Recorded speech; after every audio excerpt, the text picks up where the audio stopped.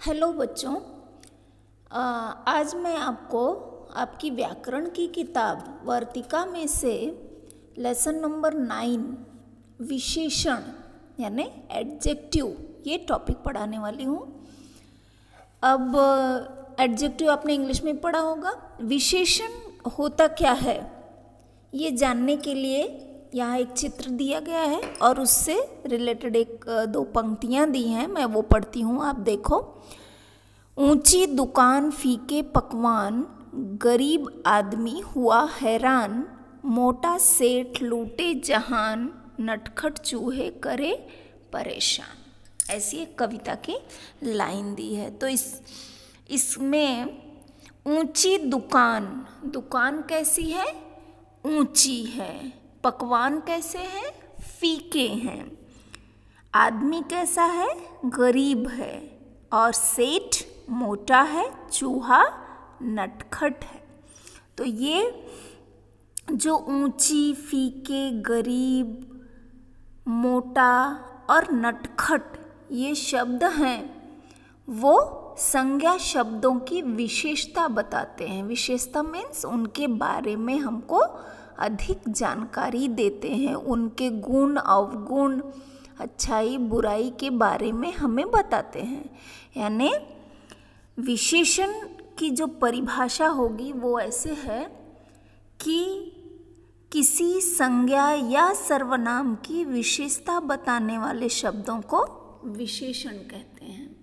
किसी संज्ञा या सर्वनाम की विशेषता बताने वाले शब्दों को विशेषण कहते हैं।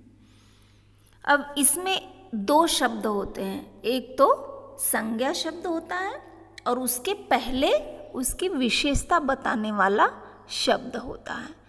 तो इन दोनों शब्दों में एक विशेषण होता है, जैसा कि मैंने आपको बताया ऊंची दुकान। तो जो ऊंचा शब्द है दुकान के लिए है और जो दुकान है वो संज्ञा है। लेकिन इस संज्ञा शब्द को व्याकरण की भाषा में विशेष्य कहते हैं। विशेष्य यानी जो संज्ञा शब्द है जिसकी विशेषता बताई जा रही है उसको विशेष्य कहते हैं।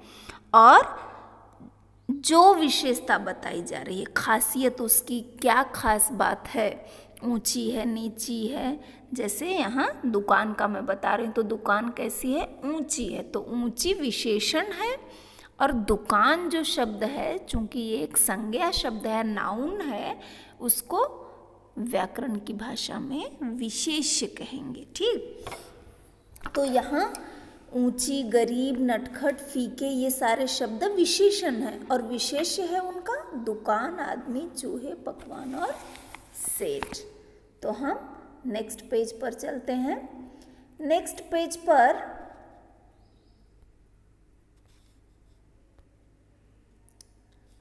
नेक्स्ट पेज पर मैं आपको थोड़ा सा बड़ा करके दिखाती हूँ तो आपको क्लियरली दिखाई देगा।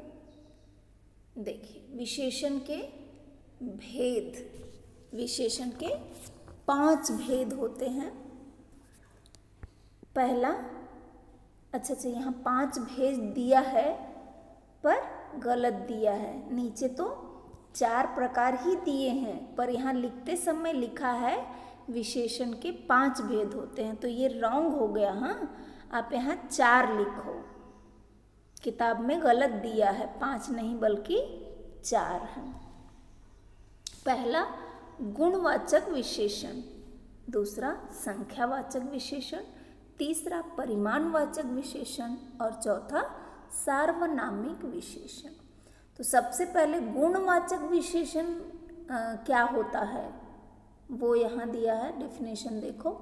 जिन विशेषण शब्दों से किसी संज्ञा या सर्वनाम की गुण, दोष, आकार, रंग, स्वभाव, दशा आदि से संबंधित विशेषता प्रकट होती है उसे गुणवाचक विशेषता कहते हैं। जैसे चतुर लोमड़ी चुपचाप खड़ी है, लाल रुमाल देखकर मोटा सांड दौड़ पड़ा। तो अब यहाँ 2 एग्जाम्पल दिए हैं। चतुर लोमड़ी, लोमड़ी कैसी है? चतुर है। और दूसरा चुपचाप खड़ी है। खड़ी है कैसे? चुपचाप, यानी उसकी स्थिति कैसी है। तो सिर्फ अच्छाई बुराई ही नहीं, बल्कि उसका स्वभाव, रंग, रूप, आकार, दशा आदि सारी चीज़ें इस गुणवाचक विशेषण के अंतर्गत आता है। गुणवाचक विशेषण कितने तरह से, यानी किस किस तरह से हो सकते हैं, उसको बहुत अच्छी तरह से यहाँ आपको दिया है किताब में। देखो, गुण सूचक यानी किसी की अच्छाई के बारे में, और दोष सूचक यानी बुराई भी, जैसे वो दुष्ट है, कायर है, कपटी है, यानी बुराइयां भी। गुणवाचक विशेषण नाम है, इसका मतलब सिर्फ गुण ही नहीं है, बल्कि उसमें दोष भी आते हैं। स्थानवाचक, स्थान सूचक, जैसे देशी, विदेशी, ग्रामीण, शहरी। काल सूचक यानी प्राचीन काल का है, आधुनिक काल का है। स्वाद, खट्टा, मीठा, फीका, नमकीन, ये सारे शब्द भी विशेषण गुणवाचक विशेषण में आते हैं। दशा सूचक यानी स्वस्थ है, कमजोर है, मोटा है, गरीब है, अमीर है आदि। आकार यानी नाटा, छोटा, बौना, गोल, लंबा, ये सब भी गुणवाचक में आता है। और रंग, जितने भी रंग होंगे, जैसे आप किसी चीज़ को कहोगे काली है, सफ़ेद है, तो वो सब भी गुणवाचक विशेषण में आएगा। और दूसरा है संख्यावाचक विशेषण। संख्या मतलब नंबर। तो जो किसी संज्ञा या सर्वनाम शब्द का नंबर कितना है, यानी क्वांटिटी नहीं कहेंगे, नंबर कितना है, वो बताता है, उसको संख्यावाचक कहते हैं। जैसे सुरेश ने कक्षा में प्रथम स्थान प्राप्त किया, पहला नंबर है, वो भी विशेषण है।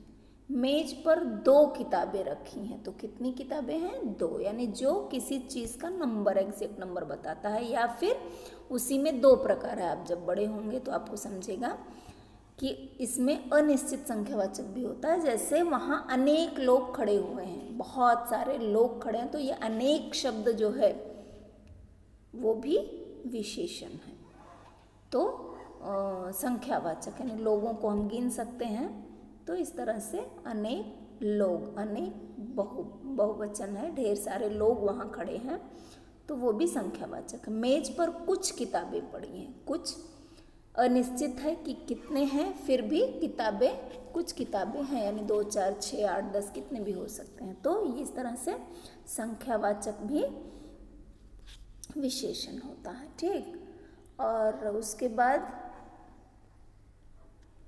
तीसरा है परिमाणवाचक विशेषण। परिमाण मतलब क्वांटिटी, मैंने संख्यावाचक को एक बार कह दिया गलती से। क्वांटिटी मीन्स जिसको हम माप कर सकते हैं, तोल सकते हैं, जिसको किलो, डजन वगैरह, डजन जो आएगा वो गिनती का होगा, इसलिए वो संख्यावाचक में आएगा, क्योंकि एक डजन में कितना आता है? 12 आता है, तो आधा डजन में 6 आता है, तो वो संख्यावाचक में जाएगा।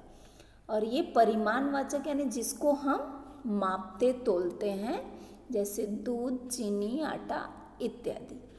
तो 5 लीटर दूध ले आओ, तो दूध कितना लाना है? 5 लीटर, तो ये उसका माप हो गया, वो भी विशेषण शब्द है। 4 किलो चीनी, चीनी कितनी लानी है? 4 किलो।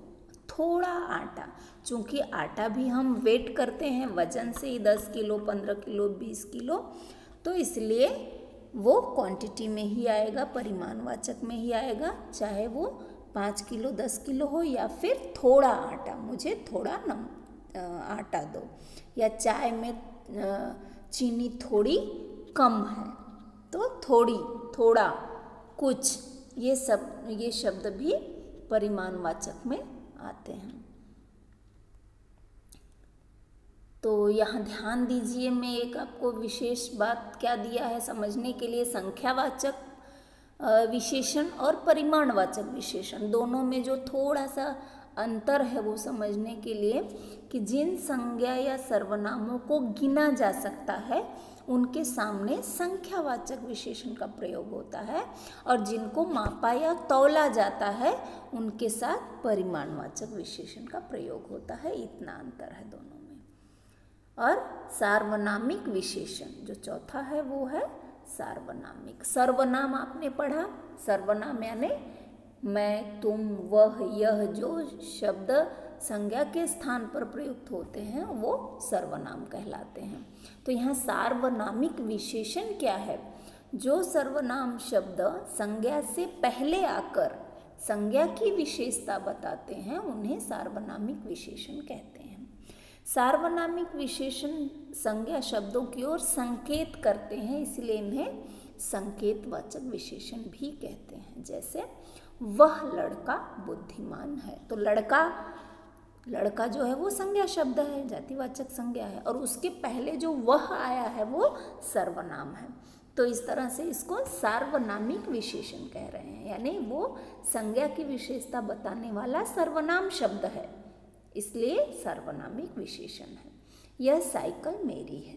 साइकिल एक संज्ञा है और उसकी विशेषता यह जो है वो सर्वनाम है, और वह साइकिल के बारे में बता रहा है कि यह मेरी है, इसलिए ये सार्वनामिक विशेषण है।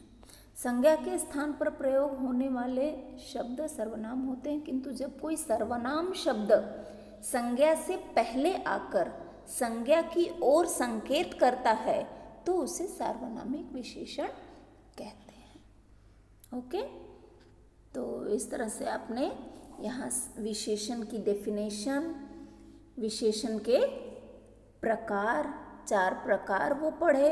अब यहाँ थोड़ा सा विशेषण बनते कैसे हैं। बहुत सारे संज्ञा शब्दों से विशेषण बनता है, वो यहाँ दिया है, वो आप देख लो, और उसके बाद आपको जो एक्सरसाइज दिया जाएगा टेक्स्ट बुक में ही जो दिया है आपके, वो करना आसान होगा आपके लिए। जो पेज नंबर 43 और 44 पर दिया है वो आप बड़े आसानी से कर पाएंगे। कैसे?